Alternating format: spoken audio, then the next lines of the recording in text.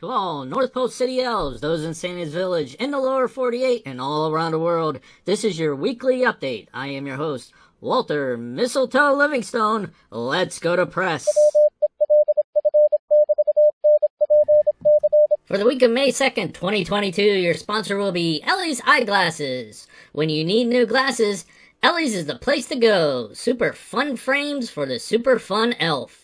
This week, tell Ellie that you want to be fashionable and see 2020 and get an exclusive WELF NPC radio 20% discount on all frames. That's Ellie's Eyeglasses on Gumdrop Way. See clearly today.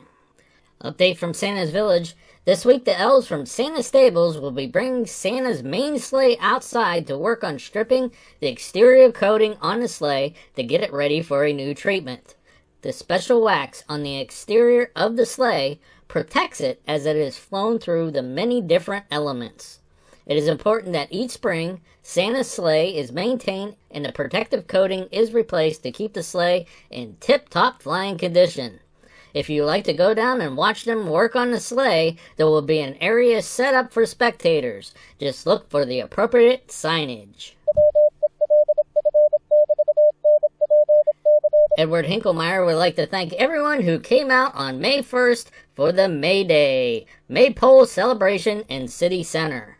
All of the ribbons on the maypoles look great, he said. This new look of red, green, gold, and white will make the center look very bright and vibrant. The heavy-duty ribbons will be certain to hold up to the weather and last until next year's event. The division of WWWPR has begun work on the website for Mother Nature. Mother Nature's page will have information featuring Earth Day, which has already passed, but all kinds of nature-related information. Please look for this to come out soon on TAOLF.com.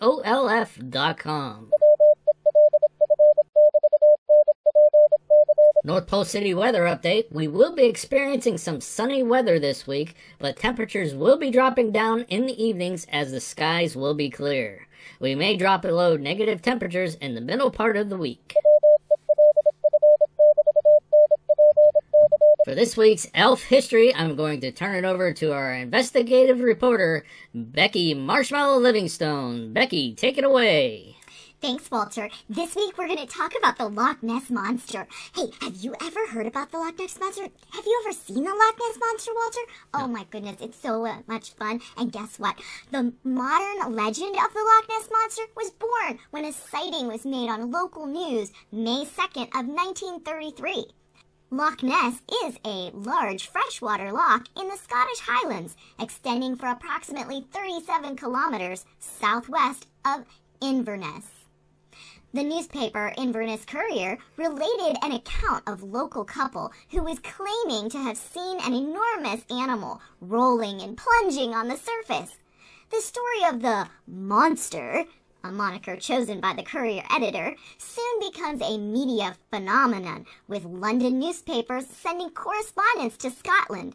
You know, Santa thought of sending over some correspondence too, but he flew over it so many times he said it was unnecessary. But anyways, they even had a circus that offered £20,000 sterling reward for the capture of the beast. After the April 1933 sighting was reported in the newspaper on May 2nd, interest steadily grew, especially after another couple claimed to have seen the animal on land. Amateur investigators have for decades kept almost a constant vigil, and in the 1960s, several British universities even launched sonar expeditions to the lake. Nothing conclusive, however, was found, but in each expedition, the sonar operators detected some type of large, moving underwater objects. In 1975, another expedition combined sonar and underwater photography in Loch Ness. A photograph showed that after enhancement, an image appeared to show what vaguely resembled the giant flipper of an aquatic animal. Further sonar expeditions in the 1980s and 90s resulted in more inconclusive readings. Revelations in 1994 that the famous 1934 photo was a complete hoax has only slightly dampened the enthusiasm of tourists and investigators for the legendary beast of Loch Ness. Back to you, Walter. Well, thank you, Becky. The North Pole City Commerce Association will be hosting a Mother's Day brunch Sunday at 11 a.m. at North Pole City Hotel Banquet Room. All elves who are mothers are encouraged to attend. Mother Nature, Santa, and Mrs. Claus are scheduled to be in attendance as well. For this new update that we just received from the North Pole City Council, again, I'm going to turn it over to our investigative reporter, Becky Marshmallow Livingstone, who has the details. Go ahead, Becky. Okay, Walter. Now this is a WELF NPC News exclusive. The North Pole City Council is currently considering the possibility of making some of the reclaimed bricks from the street and sidewalk project available to the general public. And I'm not just talking elves up here at the North Pole. I'm talking worldwide. It is estimated that it could take up to 40 years to recycle all of the reclaimed bricks. By offering them for sale, this might help fund the TAOLF.com website and the internet connection for the WELF NPC North Pole City Radio. More information is coming soon, but I've got my ear peeled to them. Well, this is definitely some exciting news. Thank you very much, Becky. Anytime, Walter. Due to the great success of this past week's hopscotch competition, the North Pole City Sports is considering adding hopscotch to the future spring events. Several individuals as well as teams signed up to participate, and the event was attended by almost 3/4 of the elves that were not working during the day. Most of the elves that were working came out during breaks and lunch to watch the competition. With such a fantastic turnout, it makes sense to make this event available annually.